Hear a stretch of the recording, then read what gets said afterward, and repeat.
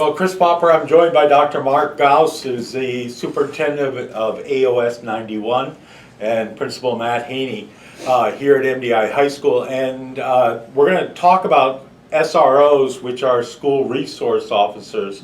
And it's been in the news, a little bit of controversy here in the community. There is currently a school resource officer, Tim Bland, and he's at Connors Emerson School? Correct. Tim's, well, the position has been at Connors Emerson for several years. Okay. So nothing new? Nothing new at Connors Emerson, and I'm not sure if Tim has been entirely the person in that position, but I know the position's existed for some time at Connors Emerson. And the thought has been that you had worked with Chief Willis and you wanted to bring Tim here not as a new position, or I guess not as a new expanded position, but to have him as the school resource officer at Connors Emerson and here at MDI High School. Right. So just a little background, Chris. You know, in my previous position and in other districts I've worked in, resource officers have been they're utilized widely, both within the state, you know, across the nation, and you know, recognizing that there are different sizes of communities. This was not altogether different than some communities I'd worked in, and you know, there are policies which guide our work, but Chief Willis, early in the summer when I first met with him, made me aware of the possibility of the opportunity to be able to expand that resource, and I saw that as a real positive given my past experience.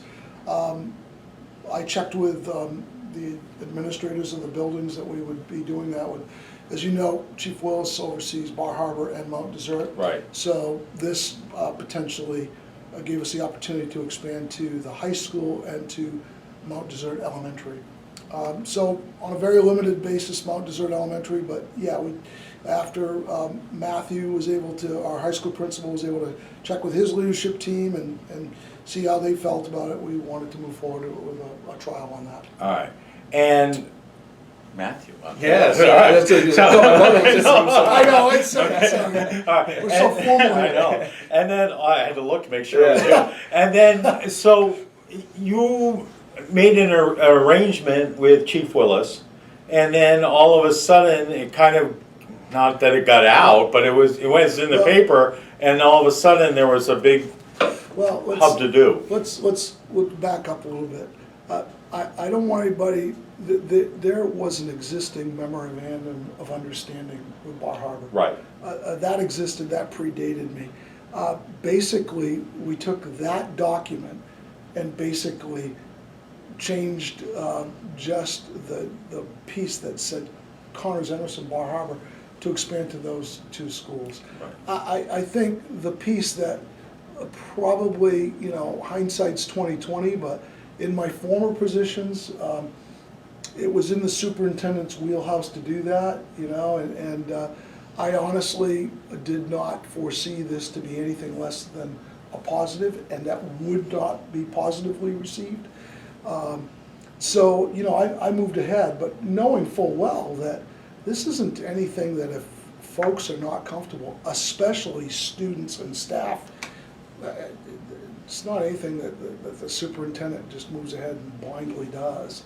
So I think Matt can explain, you know, the process we've gone through of late after this arose as I wouldn't say controversial, Chris. I think people have voiced their concerns and their opinions, which is great. Right. It makes us stronger. So that was an opportunity, and Matt went ahead and he can describe what he did with the kids and the staff that will basically be able to report out to the school committee and the community what we've learned over the past few weeks. All right. Just there is a SRO in Ellsworth, Amy Torrey, who just recently started. Matter of fact, I interviewed her yesterday, and that video's on our website. Okay. But so having police officers in the school I mean, every time I go to a basketball game, there are 1 or 2 or 3 police officers here. There are, and a basketball game, a football game, a big event where we may have dances or plays or some community organizations using the facility there. And it's just there really as just basically for organizational support, for parking support and those type of situations, and just extra backup. But not only that, this is it's not new to have an officer in the building during the school day. Tim, ever since he's been working at Connors Emerson, has had kind of an open door invitation to come through here, and he has been here pretty much throughout the time that he has formally been at the Connors Emerson School. So I really think the change this year is just formalizing that memorandum of understanding to include the high school and the Montessori Elementary School. So it's not a totally foreign concept. So I've taken the opportunity to sit down and talk with focus groups of students. We have done 7 so far. We have one more group of about 10 students. We've made a pretty wide cross section. We identified different stakeholder groups and then randomly selected students out of those. And a lot of the feedback has been, why are you asking? has been kind of the first. Yeah. And then so I dug in. I asked them questions like, what was your gut reaction when you first heard that we were going to have a school resource officer? What do you see as being potential positives? What do you see as being potential downsides? And then just yes or no questions. Would you want him to continue doing this? And I actually phrased it, would you want Tim Bland to continue doing this? Because that's the actual reality of it. It's not some concept, it's Tim Bland doing this. And then the other question was, do you feel safer, less safe, or no difference when he's here? Overwhelmingly, almost every student has said, yes, I want him to continue doing this. It's about a 50-50 split between safer and no difference, because a lot of them say, I don't really feel unsafe anyway. Right. So those focus groups, I don't have all the data yet, that research is ongoing, but preliminarily it seems to be a pretty heavy amount of support from the students. But the biggest question I get from students is why? And not like, why are you doing this to me? It's like, what's your goal? And then, so I'll come back to that in a second. But then we also asked I asked all the teachers those same questions in an electronic survey. And I got back 85% yes, I want this to keep going. 85% is a huge majority of anytime you survey a staff about anything. And again, about the same split on do you feel safer, less safe, or the same. There's just maybe 1 or 2 that said less safe, and then everyone else was in one of those other 2 camps. But again, the biggest question is, what's the purpose? Which is a good question to ask. Yes, and so that made me really think, gosh, articulating why he is, and particularly why he isn't here, is the first thing. So the first thing, it's hard to start with a negative, but the reason that he's not here is he's not here to help Ian Braun and me with discipline of the students. We don't have a massive student discipline problem that we're trying to fix by dropping a law enforcement officer in the building. When he's here, he is a law enforcement officer, but he's acting as a resource officer, which is a difference. He's not helping us investigate student discipline instances. He's not here trying to be a third piece of the disciplinary puzzle. He's here to try and help us prevent any sort of either legal discipline problem or school discipline problem for students. He's here for a resource for students who may have questions about the law, questions about what to do if they do have some sort of an issue with the law. You will see kids come up to him all the time and say, gosh, I got a speeding ticket. I'm supposed to send this thing in. What do I have to do? And he helps them through that. He knows the students because he's known them, the Bar Harbor kids anyway, since they were little. And they just have a joking around sort of relationship where they can build that trust. Well, but that's the key word right there. Yes. is trust. I mean, I grew up and I was taught, if you're in trouble, Sorry. it's all right. If you're in trouble, you go find a policeman. Mm-hmm. That for some reason in the 57 years or 56 that I am, we've gotten away from that. And I mean, we go into, you see in instances where parents will say, if you don't behave, I'm gonna tell the police officer, and they're gonna come arrest you. Right, Well, that's the perfect example. There's a couple of pieces here to recognize, you know, and to expand on what Matt said. It's important for people to know what this is and what it isn't.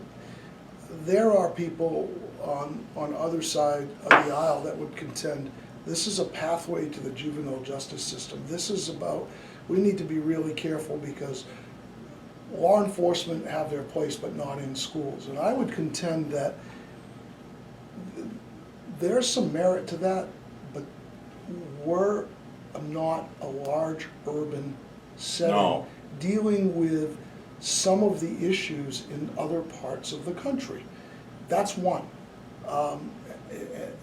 Number two, it's important also for people to know that there's mutual ability at any time to say, no, thank you. Some folks have said this isn't about Tim Bland. Well, yeah, it is. It's absolutely about the person. It'd be no different than if we had a superintendent or a principal or a teacher that wasn't the right fit. Right. We'd want to address that, and we Right. should address that. With Tim, if Tim wasn't the person, I know that Jim Willis or I or anybody in our positions would have the ability to say, you know what, this may not be the right fit, we're not going to do that right now. So it's important for people to know that at any time, either side can invoke that piece. Okay. That's one. Number two, it's also important to know what Tim is and isn't. Yeah, he's never not a police officer, just like Matt's never not a principal. Right. And I'm never not a superintendent. But at the same time, and this is from Jim Willis, if there's an event that is potentially going to need law enforcement investigation, the police department, per the chief, are going to go out of their way not to use Tim Bland and use other assets because they don't want to compromise that relationship.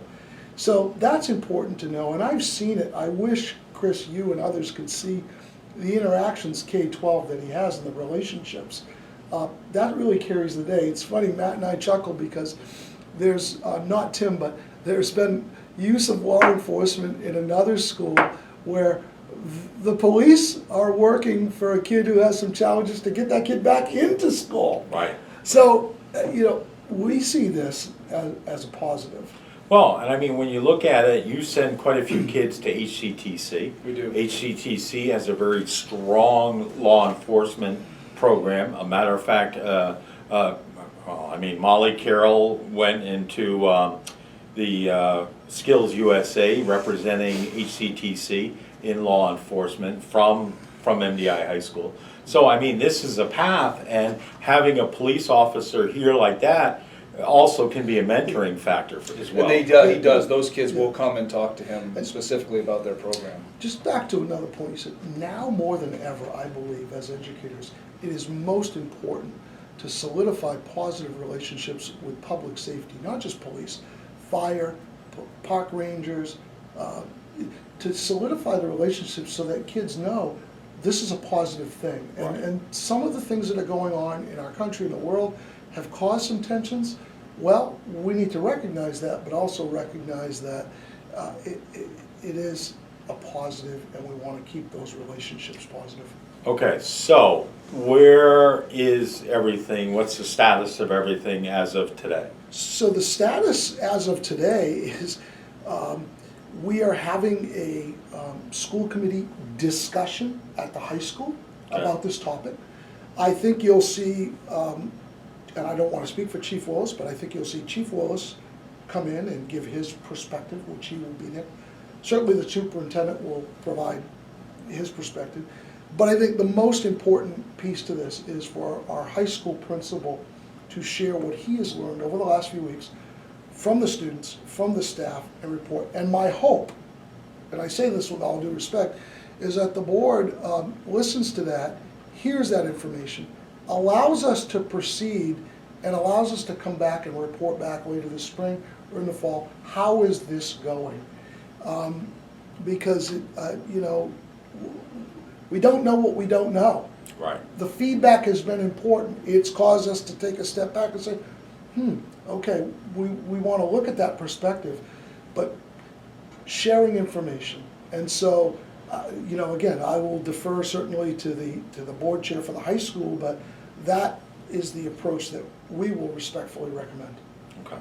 Anything you want to add? Yes, and I actually appreciate the way that this has unfolded. We had several passionately involved community members come and speak at the previous board meeting. Really, their purpose was just to ask that to actually become an agenda topic at this item, which we'd already, at this meeting on next Monday. We'd already decided we were going to do that, but they came and they made a very strong case. There are three particular individuals. They made their case, and they did it in a very respectful way. It was an example of civil discourse, civil disagreement, and I actually reached out to all three of them and said, I appreciate the way that you're handling this. In the end, we may agree, we may disagree, but I know that we can respect each other. And I think this is a model of the way democracy is supposed to work, where there aren't a lot of models maybe of that going around right now. And so I appreciate the opportunity. Like, if this just happened and nobody said anything about it, then we wouldn't really know what we think. And I echo that. These three individuals and others I've heard from are very knowledgeable. They bring a very valid perspective. We want to make sure that that's acknowledged, but at the same time, we hope, just like we appreciate their perspective, that they'll take a step back and look at the information that unfolds too. So we see this as a positive. I agree with Matt about it's made the process stronger. Okay. If people want to, who are watching this video, want to join in the discussion, should they contact you, or Either, come to the school committee meeting? Well, What's the best thing to do? Either, all three. Okay. Certainly, you know, Matt's approachable, I'm approachable.